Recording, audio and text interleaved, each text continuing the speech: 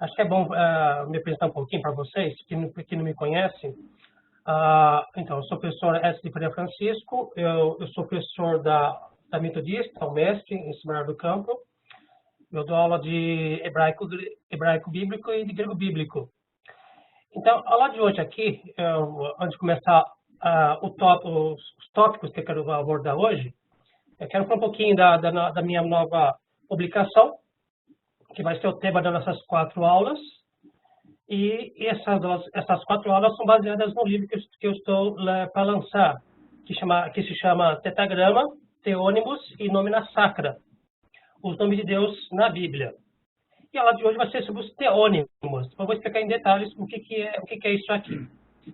Então, para não perder muito tempo, vou dar alguns avisos então sobre o livro, o que ele trata e coisas assim, e vamos abordar o tema de hoje. Tá bem? Então, o título da obra, essa obra que vai ser lançada logo, até mês que vem, lá para o dia 2 de novembro, deve estar já publicada. Então, o título é Tetagrama, Teônimos e Nomina Sacra, os nomes de Deus na Bíblia. Esse livro aqui, então, vai ser editado pela editora Capenck, Santo André, de um amigo meu, de um colega da Metodista e também amigo, que foi, inclusive, meu aluno. E espero que ele disse que até por volta do dia 2 de novembro desse ano aqui, o livro já esteja publicado. Então, acho que talvez até antes dessa data já esteja. Tomara que até o final do mês, mais ou menos, por aí, já seja por aí publicado o livro. Em relação às páginas, tem 288 páginas, de 48 de introdutória, a parte introdutória, mais 240 páginas. Então, eu acho que ele está bem robusto para o tema que eu abordo aqui. Então, lá tem muitas informações importantes, acho muita coisa até mesmo inédita em português. Eu acho que vai ser uma publicação que vai ajudar bastante gente por aí a entender essa questão do nome de Deus, os títulos, nomina sacra, o que é isso, e assim por diante. Eu espero, claro, que seja uma publicação relevante e útil para todo mundo. Agora, vou falar um pouquinho aqui dos tópicos que eu trato neste livro aqui. Eu acho que vai ser uma coisa importante, talvez, para ter ideia de que trata este livro aqui. Então, bem rapidamente, tá? Então, sobre os tópicos. Então, o capítulo 1 é os teônimos. Vou explicar depois o que é isso aqui. O capítulo 2 eu trato das outras designações divinas. São outros nomes que aparecem na Bíblia hebraica. O capítulo 3, que é um dos mais importantes do livro, que é o Tetagrama. Então, eu dedico um capítulo inteiro sobre isso. O capítulo 4, sobre as pronúncias, as hipotéticas do nome de Deus, aquelas que surgiram ao longo do tempo, aquelas que talvez sejam mais plausíveis. O capítulo 5, Nomina Sacra, o que é isso aqui, né? São questões de aberturas de nomes divinos em grego, que aparece na Septuaginta, no Novo Testamento grego. Esse capítulo 5 aqui, por exemplo, tem pouquíssima coisa em português. Muito pouco.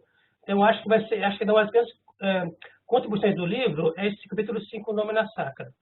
Então, você procurar em português sobre esse assunto, é muito pouco, e alguns livros que estão no Novo Testamento grego, e é só pequenos tópicos, muito, muito curto. E aqui tem um capítulo inteiro que eu trato sobre isso. Acho que está bem interessante. E além disso, tem 6 apêndices que completam o livro, que são o tetagrama no texto bíblico, no texto hebraico do Salmo 135. Aqui eu coloco algumas imagens de manuscritos de texto hebraico, como isso aparece lá.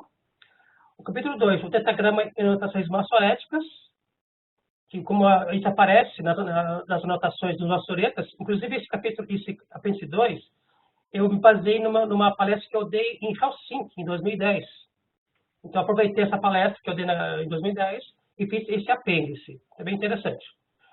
O apêndice 3 é outros teônimos, outros nomes que aparecem na Bíblia, dos nomes de Deus. São bastante, são mais de 30, que não eu devo abordar em detalhes no outro livro, mas eu coloquei uma apêndice, uma listagem dos outros teônimos. São mais de 30, acho que é 33 mais ou menos. O apêndice 4, os nomes na sacra em manuscritos gregos do Novo Testamento. lá tem trechos de manuscritos gregos, onde aparece esses Nomina Sacra. O apêndice 5, os Nomina Sacra em ícones bizantinos. Isso é a parte mais artística do livro, onde aparece isso em pinturas bizantinas. Então, é bem interessante. E o último apêndice é o nome de Jesus Cristo, onde eu comento o significado do nome de Jesus, a palavra Cristo, em aramaico, grego, hebraico, e assim por diante. Também um capítulo bem interessante sobre esse ponto. Então, assim, no geral, o livro tem essa configuração. Além disso, o livro tem glossários com 108 verbetes, até que bastante conteúdo, de muitas palavras que muitos leitores podem não conhecer. Então, tem no glossário, eu acho que vai ser bastante útil para compreender o livro no seu todo. Então, eu acho que esse glossário vai ser bastante útil também para todo mundo. Tem o índice 1, referências bíblicas e talmúdicas. Então, eu fiz uma listagem das referências bíblicas, que tem bastante. Não recordo direito quantas páginas deu, mas tem bastante páginas, tem muita referência. E tem do Talmud também. Das referências bíblicas tem, lógico, do Antigo Testamento, do Novo Testamento e dos livros deuterocanônicos também. Está tudo lá. Então, está bem completo. O índice 2 é o geral, então o índice das palavras que aparecem ao longo do livro, que pode ser também muito útil para quem for usar. De ilustrações, tem 89. Quase 90 ilustrações ao longo do livro. Então, um número até que é elevado, grande. E 49 quadros que eu explico certos detalhes. Eu coloco com fundo cinza para chamar a atenção de certos tópicos que eu estou tratando. Então, eu acho que é um livro bem estruturado e será, espero eu, seja muito útil para todo mundo. Bom, aqui é a capa do livro. Estão vendo aqui? Então, a capa do livro.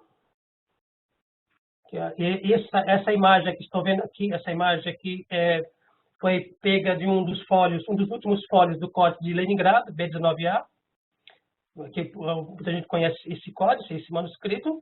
Então, essa imagem foi pegada desse manuscrito, um dos últimos fólios desse manuscrito. Aqui é a capa inteira. A gente pode ver aqui a capa na sua inteireza. Então, a gente vê aqui a capa principal, as orelhas, vai ter orelhas, a quarta capa e a orelha no final, que é o fólio do Códice de Leningrado, que serve de base para fazer aqui a imagem aqui da capa. Aqui na orelha, o que eu vou chamar a atenção aqui é uma pequena biografia minha, as coisas que eu publiquei até agora. Então, o leitor pode ter uma ideia boa das coisas que eu publiquei até agora. Não é só esse livro aqui, tem outras publicações também. E o que eu faço, a minha formação e as minhas atuações acadêmicas. Eu acho que é uma boa capa, eu acho que será muito útil também. Além, lógico, do conteúdo do livro, eu acho que conhecer um pouquinho do autor também é muito importante. Eu acho que é uma coisa que se deve fazer. Ok? Por último, antes de entrar aqui na nossa aula, quero só dar um breve aviso. No próximo mês, no dia 28 e 29 de novembro, eu participarei pelo simpósio do Núcleo de Estudos e Literaturas Hebraica e Judaica da UFRJ, Rio de Janeiro. Então, eu apresentarei uma comunicação que é baseada no livro. Eu peguei um dos tópicos do livro e vou apresentar lá. E quem for do Rio de Janeiro, quem puder participar desse simpósio, será muito interessante. E a gente poderia lá também se encontrar pessoalmente e conversar. Tá bem? Então, é 28 e 29 de novembro, lá no UFRJ, o primeiro simpósio de estudos hebraica e judaica. Tá? Espero vocês lá, quem puder ir. Ok? Ok, gente. Então aqui, vamos começar então a falar um pouquinho o que é dos tópicos que eu vou tratar aqui nesta aula, na aula 1. Então, serão 4 aulas, e eu dividi as 4 aulas em tópicos desse livro aqui. Hoje, eu vou tratar sobre a questão dos teônimos. E, lógico, lá no livro, são vários teônimos.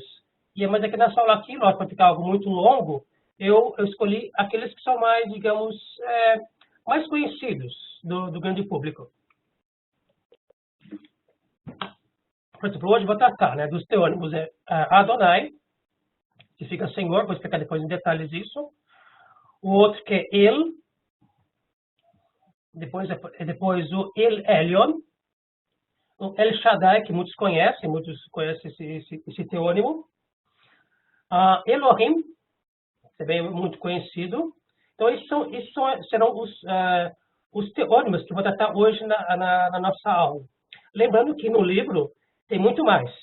Deve ter mais de 10 teônimos que eu trato lá em detalhes. Mas para essa aula de hoje, eu escolhi aqueles mais, digamos, conhecidos, digamos assim. Não mais importantes, mas os mais conhecidos. Que, evidentemente, o pessoal tem mais conhecimento. Vou falar um pouquinho onde aparece esses teônimos na Bíblia hebraica. Eu cito algumas passagens onde aparecem esses teônimos. Alguns aparecem com muita frequência, outros aparecem com pouca frequência. E, então, um detalhe importante também é a relação com nomes de divindades do panteão cananeu e ugarítico. Será que tem conexão esses teônimos? Será que eles são nomes que já sempre foram exclusivos do Deus de Israel? Ou será que eles têm alguma conexão, algum ponto de contato com divindades das nações vizinhas de Israel naquele tempo? Então, veremos isso também na aula de hoje. E no livro, lógico, lá, esse aspecto é muito abordado também.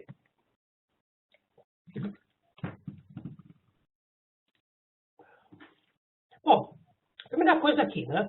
Eu uso ao longo do livro algumas palavras que tem a ver com esse assunto aqui e que acho que é bom explicar para quem não conhece. Talvez muitas pessoas não tenham conhecimento dessas palavras aqui. Então, eu vou comentar um pouquinho sobre as duas palavras aqui, o teônimo e o epíteto. O que são isso aqui? De onde qual que é a origem dessas duas palavras? Olha só. A palavra teônimo, ela é composta de duas palavras gregas, que é theos, que é Deus, basicamente. Daí vem a palavra teologia, teólogo, e assim por diante. E a palavra onoma, que é nome, basicamente isso, nome. De ônomo vem a palavra, por exemplo, em português, onomástico, e assim, onomatopeia, assim por diante. Então, essa palavra aqui, teônimo, indica o nome ou o título de uma divindade, qualquer que seja ela, ou da Bíblia ou de outra divindade qualquer. Então, teônimo. Então, isso é nome divino, se você for fazer uma tradução dessa palavra. E a outra palavra que aparece ao longo do livro é epíteto, vem da palavra epítetos, que significa adjetivo, que é uma espécie de qualificativo que se junta ao nome de alguma divindade. Agora veio. De alguma divindade. Tá bem? Então, assim, essas duas palavras aqui aparecem ao longo do livro, e lógico, elas estão também lá no glossário, claro. E sempre eu tive a preocupação de colocar sempre a origem das palavras, de onde aparece a palavra, né? Se é do grego, se é latina, se é aramaica, se é hebraica, assim por diante. Tem até palavras em armênio e yiddish lá no livro. E tudo isso é explicado ao longo do livro e também no glossário. Então, assim, o nosso primeiro teônimo que eu vou comentar aqui com vocês aqui é sobre o Adonai, que muitos devem conhecer esse nome, esse título divino. Não é o nome de Deus, exatamente, mas é um dos principais títulos que se aplica a Deus, Adonai. Que nas Bíblias, normalmente, esse teônimo ele é traduzido como Senhor, simplesmente. Eu acho que Senhor é uma tradução, digamos, padrão. Ela não é literal exatamente. Mas a gente pode ver que em muitas Bíblias em português, se pega lá a palavra Adonai, ela é traduzida como Senhor. Ela aparece ao longo da Bíblia muitas vezes. Então, cerca de 425 vezes. Então, é muito frequente.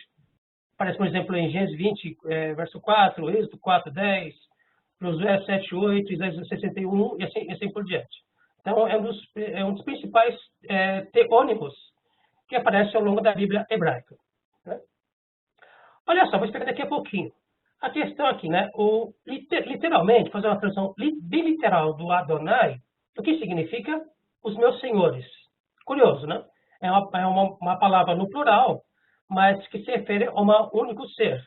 Interessante isso, essa questão de usar, o hebraico tem essas coisas, de usar algumas palavras no plural, mas para se referir a uma única pessoa. Então, isso eu vou explicar ao longo da nossa aula também, essa questão aí, por que disso aí, mas isso acontece em alguns teônimos que se referem a Deus. Tá? Um detalhe importante para comentar sobre o Adonai ainda, bem interessante, isso está no livro, eu vou comentar agora aqui, é a questão da vocalização do título divino. O que é vocalização? São esses pontos aqui que aparecem na palavra em hebraico. Estão vendo? Esse parece um Tzinho, esse tracinho com duas bolinhas, essa bolinha, isso vai chamar de sinais vocálicos. É a vocalização feita pelos maçoretas na Idade Média. Olha só, essa vocalização com esse sinal vocálico aqui, e parece um Tzinho, que é o chamado de kamet, ele é típico desse nome para se referir a Deus. A grafia normal, a vocalização normal desse nome aqui, é essa aqui, com esse tracinho aqui. É outro sinal vocálico. É o mesmo sentido, os meus senhores. Mas ele é usado para se referir a outras pessoas na Bíblia. Parece uma única vez na Bíblia. Aparece em Gênesis 19, 2. É a única vez que aparece essa palavra Adonai com esse sinal vocálico, o patar. Mas se refere a outras pessoas. Mas o Adonai com kamet, ele é só usado para se referir a Deus. Então, os maçoretas, eles, pelo visto, eles fizeram uma vocalização especial desse nome para se referir de maneira exclusiva ao Deus de Israel. E quanto a outra vocalização com patar, se refere a outras pessoas. Interessante esse detalhe da vocalização desse nome, desse teônimo, para se referir ao Deus de Israel. Eu acho que isso no livro ele é explicado com mais detalhes. Eu acho que aqui eu fiz um resumo, uma parte geral sobre isso. Ok. O Adonai ainda. Vou explicar depois na próxima aula, não hoje, uma questão que esse título divino aqui, esse teônimo, ele é mais usado para se referir a Deus no lugar do nome próprio de Deus, que é o tetragrama, que são essas 4 letras hebraicas aqui, que é chamado em hebraico, né? Vou falar em hebraico, né? Yud, Rei, Vav e Rei. Seria YHWH. A gente não sabe exatamente qual que é a pronúncia desse nome na época bíblica. Então, hoje em dia, o padrão para se chamar Deus, em vez desse nome aqui, é o epíteto Adonai. Então, na Bíblia hebraica, na leitura, os judeus na sinagoga, por exemplo, na leitura da Bíblia, nas orações, eles falam Adonai. Uma das opções de nome para se referir a Deus. Tem outro nome que é o Hashem, que é o nome, que é usado também, mas Adonai seria o principal. Então ele ficou com uma espécie de estrutura padrão do tetragrama. Como a gente não sabe exatamente como que era a pronúncia do nome do tetragrama na época bíblica, então o Adonai se tornou o padrão, o nome padrão para se referir a Deus. Vou explicar isso em detalhes na próxima aula. E esse aqui, e o Adonai ainda, ele é uma das 4 situações de querer perpétuo. Uma espécie assim, o que é isso aí, querer perpétuo? Uma espécie assim, é uma espécie de um texto que é composto de uma maneira, mas o leitor tem que ler de outra maneira.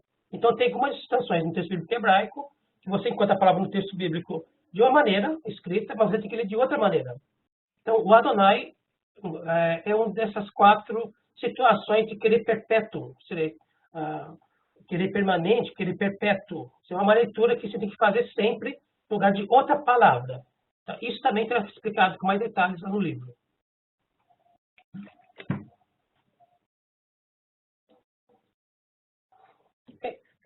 Um detalhe que eu quero comentar com vocês aqui, também interessante, é que o Adonai, como eu falei agora há pouco, ele não é o nome de Deus exatamente, ele é um título divino, usado para substituição ao tetragrama. Porém, a gente vê que o Adonai ele foi tratado também como uma espécie de nome sacro, nome sagrado. E os escribas judeus, eles tratavam esse nome também como reverência, com respeito, que nem o tetragrama. E, por exemplo, interessante que nesse manuscrito aqui, que é um dos manuscritos de Qumran, que foi achado na caverna 4, e é o terceiro manuscrito de Isaías, vai na quarta de Qumran. Tem essa sigla aqui. Então, nesse manuscrito aqui, interessante que ele é composto em hebraico, letras quadráticas, mas o título divino Adonai, ele é escrito em letras paleohebraicas, como aqui, por exemplo, aqui que você está vendo aqui no slide. Então, aqui, você tem escrito em hebraico, só que no alfabeto paleohebraico. Então, é um alfabeto hebraico mais antigo do que o alfabeto quadrático, ou assírio, que é conhecido, que é isso aqui, ó. Isso aqui está no alfabeto quadrático, esse aqui. Esse aqui é o alfabeto paleohebraico. Isso aqui aparece, por exemplo, em Isaías 22:12, nesse manuscrito. Interessante. A gente vê que não só o tetagrama, mas também os títulos divinos eram também considerados sagrados também pelos judeus, pelos judeus. E nesse manuscrito em especial, o Adonai é escrito em paleohebraico, indicando que é um nome sacro, indicando que tem que ser tratado com respeito, com reverência, que nem o tetagrama exatamente. Então, um detalhe interessante de como os escribas eles abordavam ou tratavam os nomes sagrados, não só o tetagrama. Outro slide aqui. Olha só, aqui eu tenho uma imagem. O livro todo ele tem cerca de tem 39 imagens. Essa aqui é uma delas, eu peguei do livro. Isso aqui é uma imagem do Códice de Alepo. É um manuscrito muito importante do Códice da Bíblia Hebraica. E o texto aqui é Ezequiel 47, 23 a 48, 1. E aqui a gente vê, logo no começo, o Adonai. Aqui está Adonai, Elohim, que parece o tetagrama, e parece parece o Adonai, o teônimo, junto com o tetagrama, com os sinais vocálicos do Elohim. Vou explicar isso na próxima aula.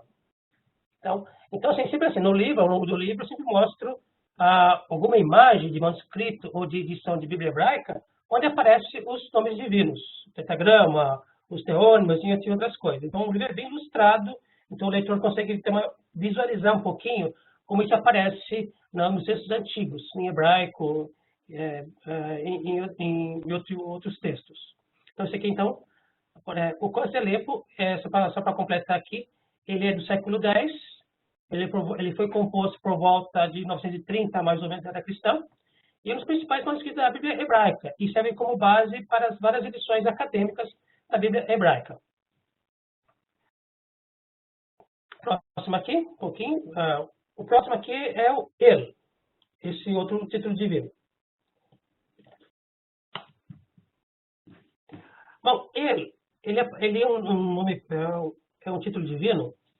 Ele aparece na Bíblia Hebraica cerca de 30 vezes. Aparece em Números, aparece em Deuteronômio, aparece em 2 Samuel e assim por diante. Então, ele é um dos mais comuns para indicar uma divindade na Bíblia Hebraica. Então, ele é muito frequente e aparece não só sozinho, mas também composto com outros nomes divinos e também em nomes próprios masculinos. Vamos ver daqui a pouquinho. E o que significa ele?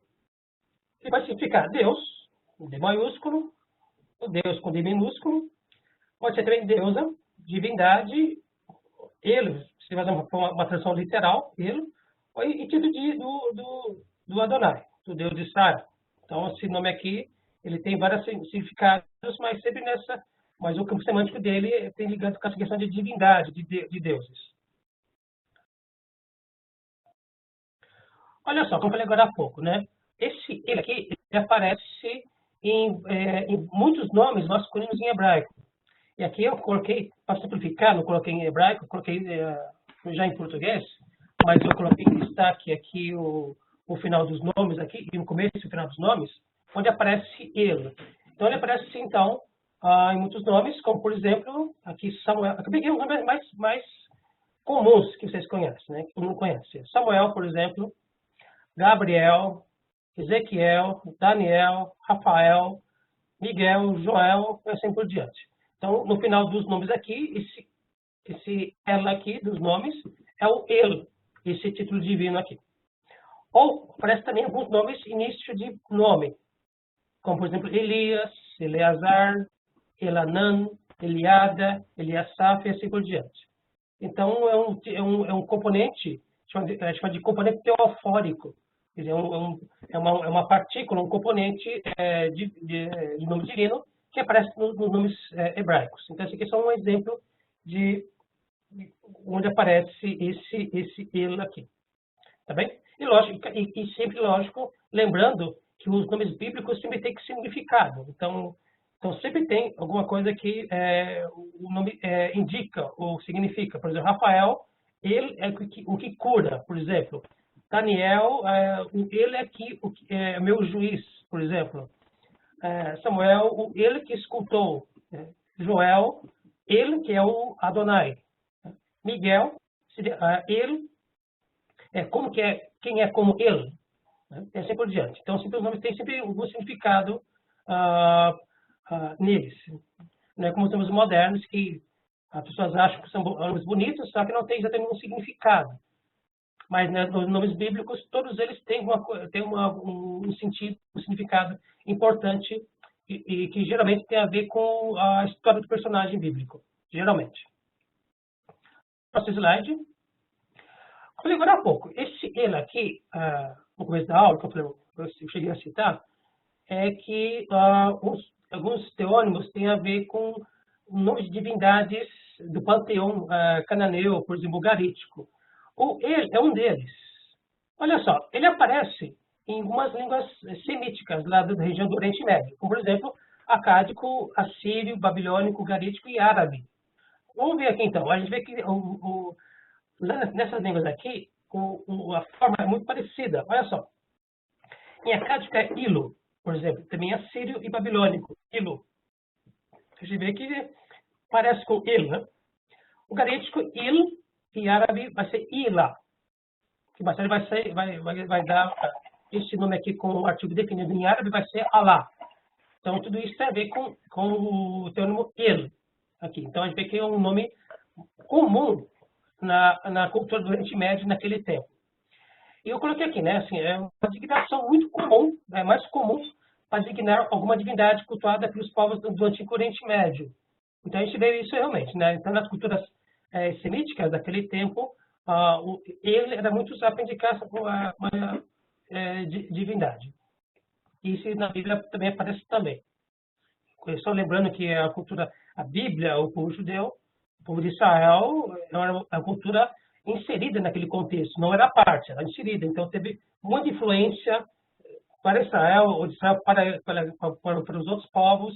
Então, a gente percebe aí uma conexão entre Israel e os povos vizinhos. Então, não se pode pensar que Israel era uma cultura, um país à parte daquelas civilizações antigas.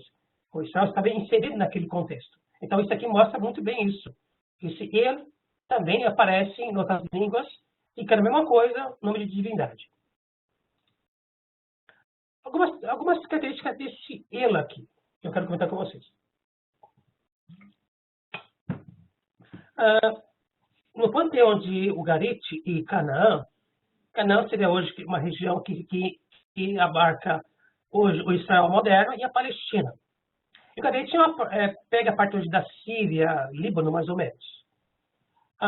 E eles tinham uma divindade chamada El, e tinha algumas características importantes, que eu quero comentar com vocês agora. Dá uma olhada. O que esse El era e quais são as características principais? Olha só.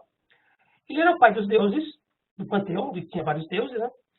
E dos homens, e criador de todas as criaturas. Interessante isso. Era um Deus poderoso que criou todas as coisas. E, além disso, ele tinha como características isso aqui. Dá uma olhada. Velho, sábio, santo, amável, prudente, generoso, misericordioso, moderado, paciente, tolerante, amigo, pai e com sentimentos. E tinha sentimentos. Interessante que são várias características que nós pensamos no Deus do cristianismo, do judaísmo e do islamismo. Então, a gente vê que Deus, é o que nós pensamos hoje, ele tem tudo a ver com isso também aqui. E que, curiosamente, é uma característica do El, dessa divindade de Canaã e de Ugarit. Então, de novo aqui, parece que há influência entre Israel e esses povos vizinhos deles. Isso aqui mostra muito bem isso. E mais tarde, a gente vê isso no Deus de Israel. Próximo slide.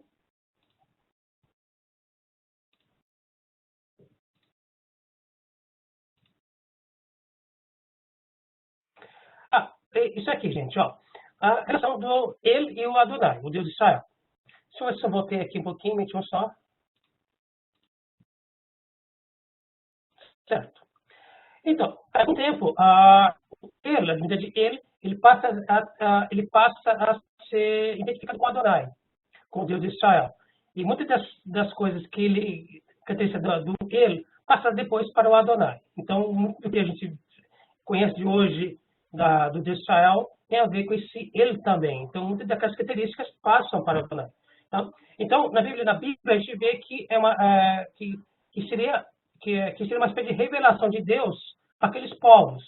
Então, existe de novo aqui uma conexão entre uma coisa e outra, entre Deus de Israel e esse ele de Garete e de Canaã, que mais tarde os israelitas vão encarar isso como uma espécie de revelação de Deus para esses povos.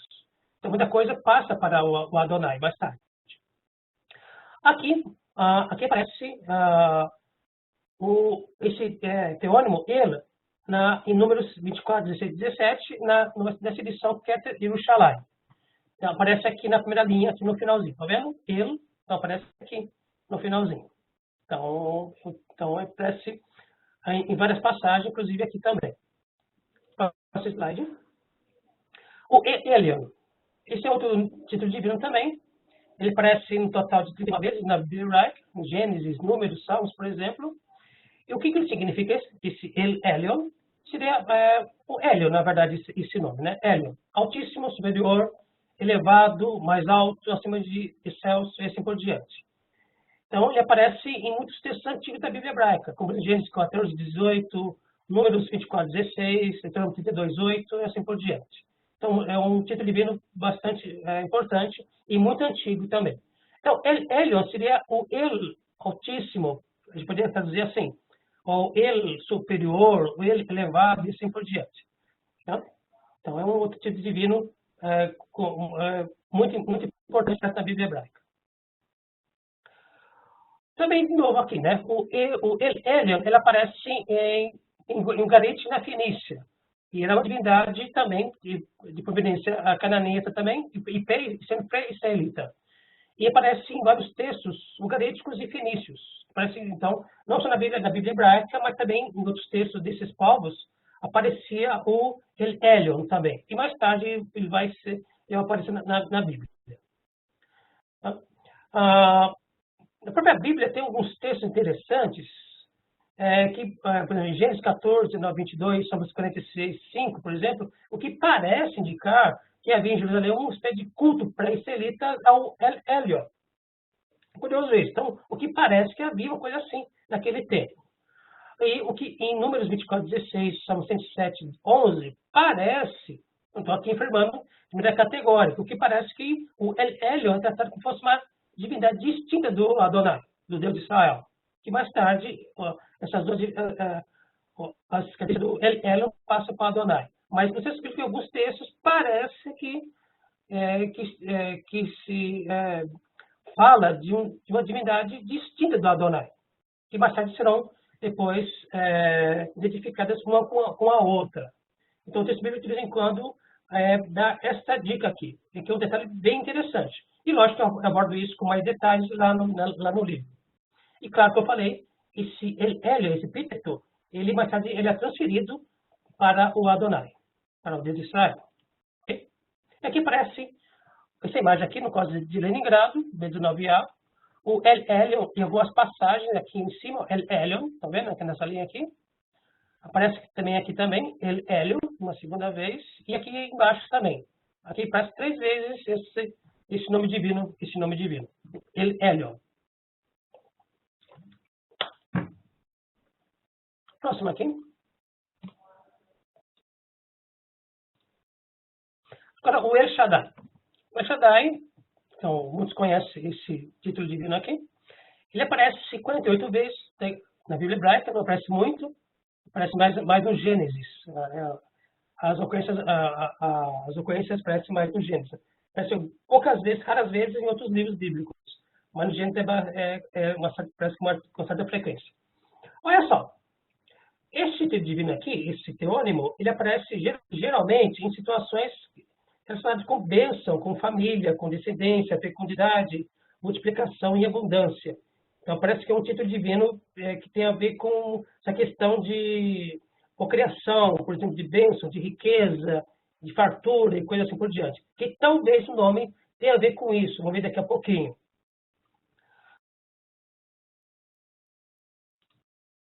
Próximo slide.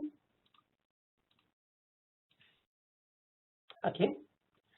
Então, de novo, El Shaddai é de origem cananita e pré-israelita. Então, de novo, que nem o El e o El também indicavam divindades daqueles povos do Oriente Médio.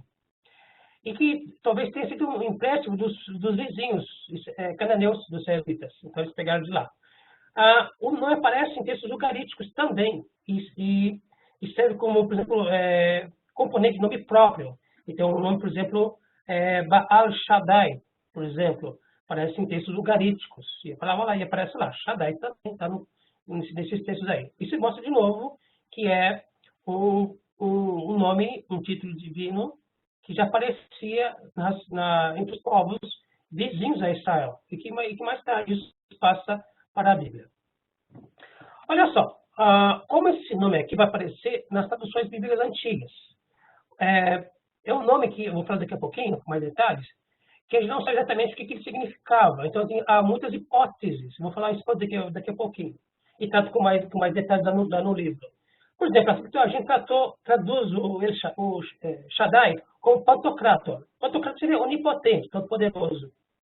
Que é uma interpretação do nome. Não é bem uma tradução, mas é uma interpretação.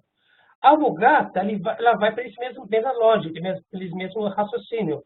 Traduz como onipotente, que também é onipotente e todo-poderoso. Então, aí tem uma influência aqui da Septuaginta.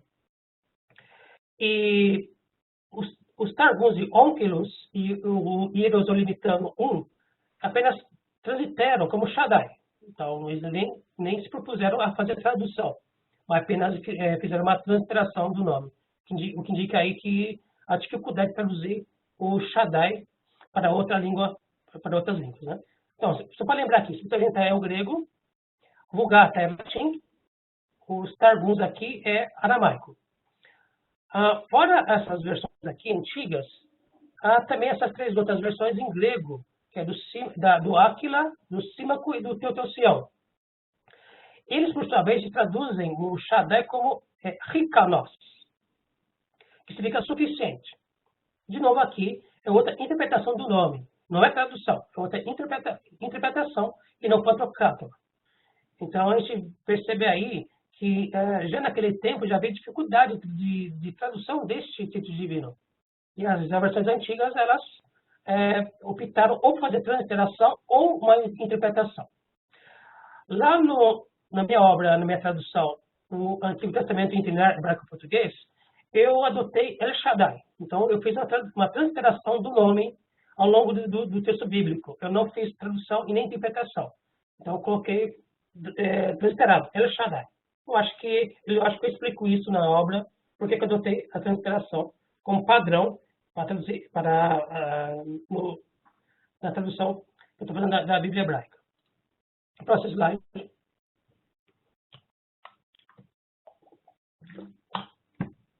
Aqui eu vou falar um pouco das hipóteses deste nome aqui. Olha só.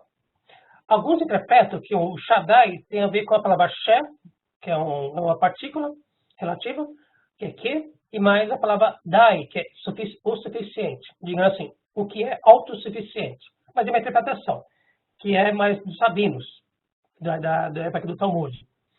Tem a palavra Shaddon, talvez alguns acham que talvez tenha essa palavra Shaddon, que fica montanha em acádico, seria ele da montanha. Seria outra possibilidade. E tem outro que é Shaddai. Isso é hebraico, significa peitos, mamas, seios, e também indicaria que seria ele da abundância, da multiplicação. Então algumas opções de interpretação do que significaria o Shaddai. Shaddai, ou Shaddon, ou Shaddaim, no hebraico, tendo esses significados aqui. Isso é uma das hipóteses de explicação deste nome. Vou ver outras aqui, tem mais. Alguns acham que o Shaddai tem a ver com esse verbo aqui, com essa raiz verbal, que é o Shin Dalit Dalit. Até aqui, até que parece com Shaddai também. E significa destruir, aniquilar, devastar, desolar, assim por diante, mas com um sufixo de pronome possessivo, meu. Então, significando o meu destruidor. Mas eu confesso que essa interpretação aqui ela é muito antiga e hoje em dia parece que boa parte dos estudiosos tende a rejeitar essa interpretação. Mas a gente encontra isso em alguns poucos dicionários, mas a maioria tenta rejeitar. Outra possibilidade seria ligado com a palavra sadé, que é campo ou campina em hebraico. Então seria o el dos campos, ou el das campinas, também seria outra possibilidade. E por último aqui, alguns acham que a palavra significa, teria que ter a pronúncia como Shaddai, significando o meu soberano Senhor. Mas tudo isso aí são hipóteses na tentativa de explicar o significado desse nome, desse teônimo, o Shaddai. Eu lógico que eu fiz um resumo, mas no livro eu explico mais detalhes essas hipóteses aqui. Aqui eu fiz um breve resumo do que está lá. Então aqui aparece o El Shaddai, na Bíblia Hebraica Leningradense, em Gênesis 35:11, aparece aqui logo no começo, El Shaddai, aparece aqui na edição. Tá bem? A Bíblia Leningradense, umas edições acadêmicas da Bíblia Hebraica, muito importantes, baseadas no Código de Leningrado. Então, aparece lá El Shaddai nessa publicação, nessa edição importante da Bíblia Hebraica. O próximo slide vai ser o nosso último teônimo de hoje, que é o Elohim, que muitos conhecem, e vou explicar isso agora. Então, Elohim, ele significa Deus, maiúsculo, Deus minúsculo, pode ser Deus, aí pode ser deuses também. Então pode significar tudo isso aqui. Tá? Ele aparece muitas vezes, aparece mais de 2.500 vezes ao longo da Bíblia. E a primeira ocorrência, logo no começo, no Gênesis 1:1, já aparece lá o Elohim logo de cara. Aparece lá no versículo 1. E Deus criou, em início, criou Deus, céus e a terra. E aparece lá Elohim lá no começo. Então, esse nome aqui, ele pode indicar o Deus de Israel, como também deuses de outras divindades também. Vamos ver daqui a pouquinho. E ele é um plural gramatical da palavra Eloah, que pode ser Deus ou deusa. Tem essas duas grafias na Bíblia Hebraica. Então, é uma palavra no plural de Eloah. Isso aqui é o singular e Elohim é o plural. Olha só, gente, uma questão que eu estou aqui no livro, que eu vou colocar aqui também agora. Olha só, que essa questão do pluralis majestatis, ou pluralis magnitudinis, que fica plural majestático, plural de magnitude. O que indica assim, a palavra no plural, para indicar um único ser, indica excelência daquele ser, indica superioridade daquele ser. Então, isso é um fato linguístico interessante, que aparece não só no hebraico, mas também em outras línguas também. Palavras no plural para indicar um único ser, para indicar que aquele ser lá ele é importante, ele é poderoso, ele tem vários poderes e assim por diante. E aparece também em algumas línguas semíticas, como, por exemplo, em acádico, Ilani, deuses, por exemplo, para indicar uma divindade única, por exemplo, Elim, no fenício, literalmente é deuses, mas também usada para indicar uma única divindade e assim por diante. Então, mesmo em línguas semíticas, esse uso de palavra no plural para indicar uma única divindade também aparece também. Interessante. Mas, como falei, o que isso indica? Que aquele ser é superior, ele tem todos os poderes, por isso que se usa a palavra no plural para indicar isso. Mas isso é usado principalmente em nomes divinos, ligados a divindades. Posso dar isso aqui? Algo interessante, talvez muita gente não deve conhecer, que é a palavra Elohim, que é usada para indicar o Deus de Israel, aparece também na Bíblia Hebraica para indicar alguma divindade não israelita. Aqui eu coloquei algumas, que está no livro, que tem aqui as referências bíblicas, mas aqui eu vou colocar só o nome de onde que povo que é, e qual povo aparece essa divindade. Por exemplo, Elohim parece também para indicar o Dagon, que é uma divindade dos filisteus, da Filístia. Então, também chama de Elohim também. O Quemos, de Moab, dos Moabitas, também chama de Elohim também. Astarote de Sidom, os Sidônios também chamavam o Astarote de Elohim. O Milcom, dos Amonitas, de Amon. Baal, em Canaã, também tem esse título Elohim. Nisroch, na Síria. E por último aqui o Sukkot, Benot, Nergal e acima, na Babilônia. Todos eles, na Bíblia hebraica, o qualificativo que indicam eles, todos aqui, é Elohim. Então, interessante, que é um nome não somente usado para indicar o Deus de Israel, o Adonai, mas também essas divindades todas do panteão vizinhos de Israel. E aqui aparece Elohim aqui, no códice Samsung 15:7, em Gênesis 20, versículo 3, Elohim aqui, aparece aqui. É uma das ocorrências desse teônimo. Ok? Bom, tem que ir para a nossa aula aqui. Eu quero chamar vocês a atenção para a próxima aula, que vai ser muito importante, que eles vão tratar do tetragrama. Então, eu vou dedicar uma aula inteira a tratar disso aqui. Então, eu convido a todos que possam estar na aula, que vai ser muito importante, vai ter muita informação inédita, eu acredito que muitos de vocês não devem conhecer, e que será bastante útil sobre esse tema muito importante, aqui da pronúncia desse nome, das várias formas, e assim as pronúncias, por exemplo, e assim por diante. Então, convido vocês todos para a próxima aula, daqui a uma semana, a ver esta aula aqui. Ok? E muito obrigado. Agora eu quero ver as perguntas de vocês. Muito obrigado.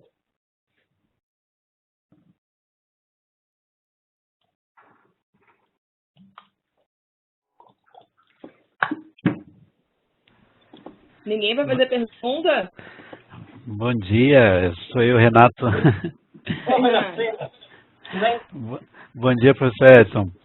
Prazer estar aqui com você, embora já lhe conheça há bastante tempo, via redes sociais, né? Nos contatamos sempre. Bom, na verdade não é uma pergunta, né? Apenas uma observação, uma constatação, porque são essas realmente as conexões, as conclusões que eu fiz sempre que eu via os nomes, né? Os nomes Senhor, Adonai, né? O tetragrama, Elohim, todos se referindo ao mesmo tempo, né? Hoje a ideia do Deus Altíssimo, Deus de Israel, o Deus dos cristãos, o Deus do islamismo, né? E ao mesmo tempo eu percebia que existia essa conexão com as divindades, né, de cananeias, né, da Filistia, de Moab, Sidom. É muito curioso isso. É como se houvesse uma, digamos assim, eu acho que transpassou, né, a cultura desses nomes para designação do Deus de Israel. Seria isso na Bíblia hebraica? É assim, eu coloquei aqui, né? Vários daqueles títulos divinos, dos teônimos, aparece tanto, não é exclusivo para indicar o Deus de Israel. Tem que ver para as pesquisas que eram nomes de divindades daqueles povos vizinhos de Israel. E que mais tarde essas divindades, eles são, digamos, relacionadas com o Deus de Israel. Então, assim, são nomes que não são exclusivos dele. No começo não era. Não era no começo. Não Perfeito. era. Shaddai, Helion, ele, por exemplo, aparece nos outros textos. E outras divindades. Mas na Bíblia, quando o texto é escrito, o autor bíblico, na cabeça dele, já é o Deus de Israel. Sim, Então, perfeito. ele escreve já pensando só. O Helion, é o Deus de Israel. O El Shaddai, é o Deus de Israel. São outros nomes do Deus de Israel. Sim, perfeito.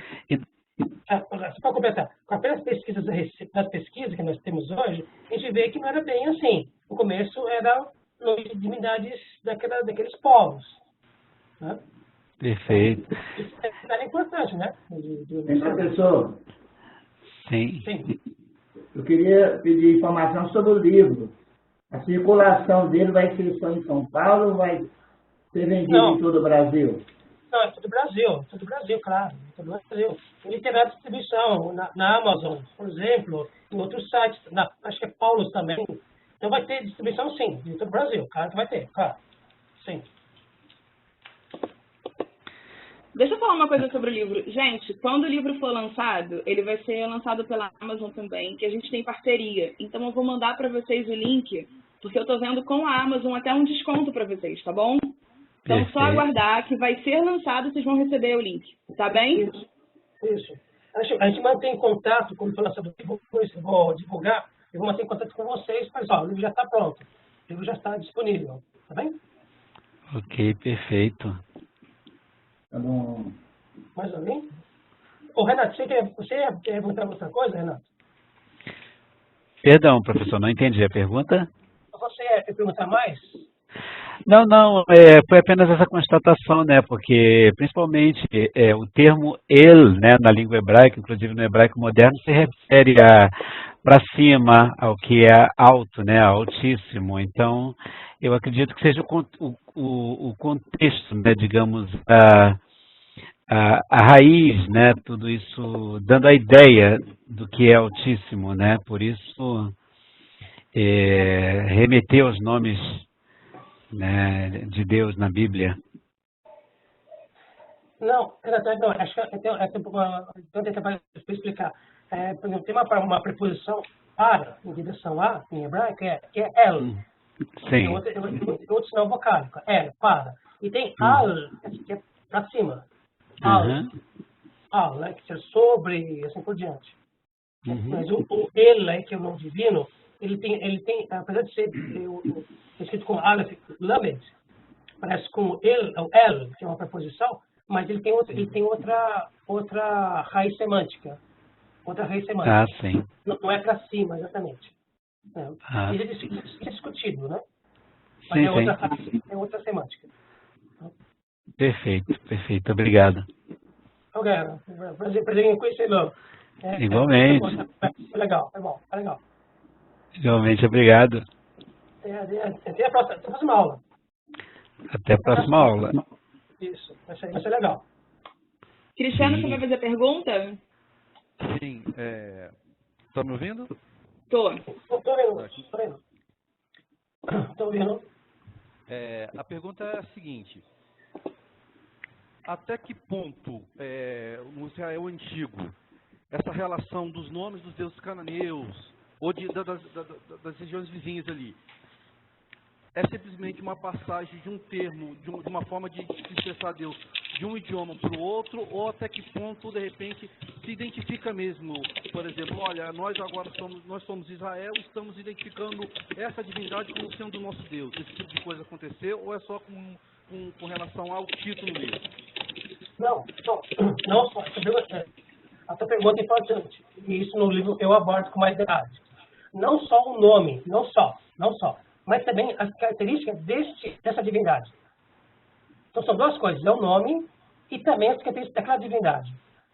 Só para tentar deixar legal, assim, mais clara a pergunta, seja assim, até que ponto eu, Israel, estou em determinada região e assumo assim, olha, essa divindade é a minha divindade. Até que ponto Israel, de repente, assume aquelas características ou aquela divindade, começa a se identificar com o seu próprio Deus? Então, sim. Então, eles começam a ver assim, aquela divindade local, por exemplo, muitas daquelas divindades, o Elion, El Shaddai, etc., geralmente tinham cultos locais. Por exemplo, o Elion, por exemplo, ele, pelo visto, numa fase pré-israelita, ele era uma divindade de Jerusalém, adorada em Jerusalém. E que mais tarde, o Deus Altíssimo, né, Elion, mais tarde os israelitas adotam ver essa divindade de Jerusalém como um dos atributos do Deus de Israel. Então, eles já sabem tanto o nome daquela divindade, quanto também os atributos dela para o Deus de Israel. Então, assim, eles absorvem, digamos assim, tudo. Nome e atributos. E começa a ver assim, que aquela divindade lá era uma espécie assim, uma revelação de Deus para outros povos. Acho que basicamente isso que aconteceu. Ficou claro a resposta? Não, ficou claro. É que até ficou claro, que até o texto bíblico às vezes aponta para isso. Moisés, com o seu está lá, ele começa a apontar, olha, eu sou o sogro dele, era um sacerdote de uma divindade, que não era a divindade de Israel, e ele identifica como sendo Deus de Israel. Isso, sim, exatamente. Quando você pega o Melquisedeque, aí Gênesis 17, se não me engano, né? 17, 14, né? Então, parece que ele servia nessa forma do El Elyon.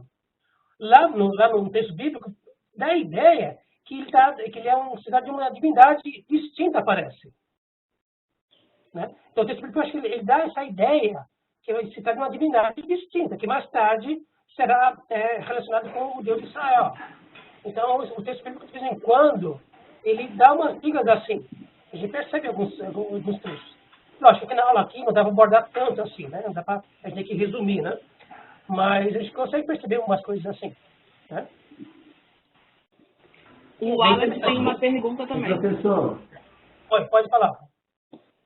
Eu li uma obra em que o autor defende a tese de que a presença desses nomes entre outras religiões foi devido à influência da fé da religião dos patriarcas sobre esses povos.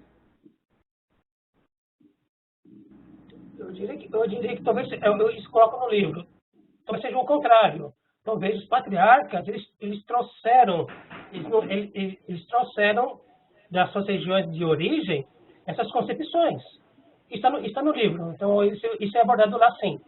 Então não é o contrário, dos patriarcas para os povos, mas é o contrário. Parece que eles já trazem para Israel, quando eles vão para Canaã, essas concepções todas. E que em Canaã, eu acho que isso é desenvolvido até tudo isso chegar no Deus de Israel. Então parece que são concepções de divindade que já trazem das regiões de onde eles vieram. Por exemplo, Mesopotâmia, por exemplo, por exemplo, com Abraão, né? Então parece que é isso. O Alex tem uma pergunta para fazer e depois o César. Deixa o Alex fazer a pergunta primeiro, César, que ele já me pediu aqui, tá? Ok. O Alex, pode fazer a sua pergunta. Bom dia. Para mim é magnífico a primeira aula. Mais alto. A gente não consegue te ouvir, Alex. Se você preferir, você pode escrever para mim no chat que eu faço a pergunta para você. Está bem baixo. A gente não está conseguindo te ouvir. Enquanto você escreve essa pergunta para mim no chat, o Paulo perguntou se existe alguma motivação para dizer Adonai Elohim sempre nessa ordem. Isso, Adonai Elohim, é isso. Isso, Adonai Elohim, nessa ordem. Existe alguma motivação para isso, não? Eu vou dar isso na próxima aula. Tá. César, pode fazer essa pergunta. Bom dia, professor. Bom dia. Eu queria perguntar o seguinte, o nome exclusivo tetagrama, ele é exclusividade do Deus, né? Do Deus de Israel? Ou o tetagrama também seria... então é o único nome assim exclusivo dele que praticamente é usado exclusivamente para indicar ele, fora esses outros que é para indicar outros deuses? Não, o tetagrama ele é exclusivo do Deus de Israel. Ele é exclusivo, sim. Agora, na próxima aula, eu vou citar que o nome do tetagrama, ele aparece também em inscrições fora da Bíblia. Mas sempre se refere ao Deus de Israel. Tá certo. É exclusivo. Tá certo. Então, seria o único nome, professor, que seria exclusivo para Deus de Israel? Sim. Tetagrama é. Ok. Ele é único, exatamente, ele é exclusivo. Então, quando Deus se apresenta a Abraão, que ele usa o tetagrama, é sinal que ele é o Deus de Israel. Aquele ali ele colocou mesmo para colocar ênfase que ele era o Deus de Israel e para Abraão segui-lo, não é isso? Eu vou dar detalhes na próxima aula sobre isso. Ok. Tem coisa para comentar, mas em princípio é assim, tetagrama só se refere ao Deus de Israel mesmo. Ok, obrigado, professor. Nada. O Wallace mandou a pergunta dele aqui para mim. Queria saber, o judeu não fala o nome de Deus. O motivo pelo qual eles não falam é também o porquê de muitos judeus não aceitarem o nome de Jeová. Pois já vi muitos judeus que esse não é o nome dele. Aí tem mais a ver com a pronúncia do tetragrama sagrado, eu acredito. Sim, sim. Eu vou explicar isso na terceira aula, que é das pronúncias. O Jeová, muito rapidamente. O Jeová, essa forma Jeová, vai aparecer na Idade Média.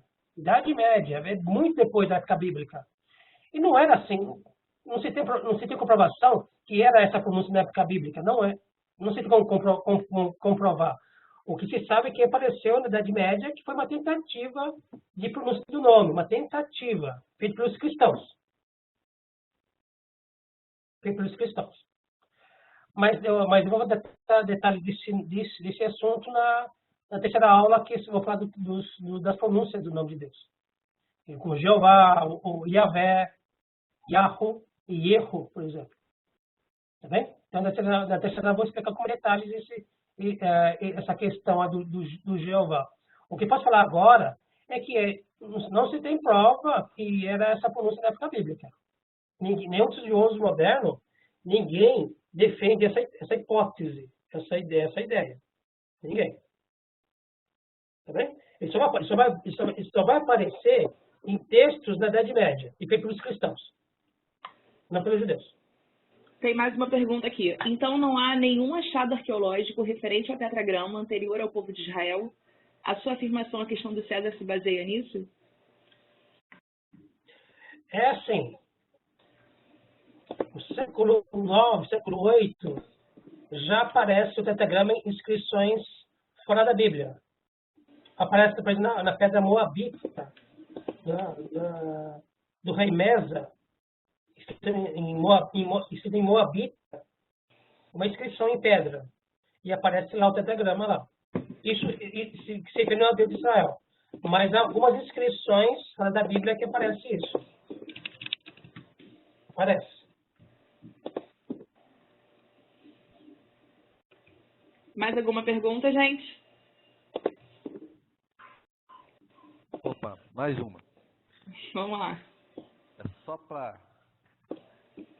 Voltando aos vários nomes e divindades no entorno, a questão do monoteísmo e essa diversidade.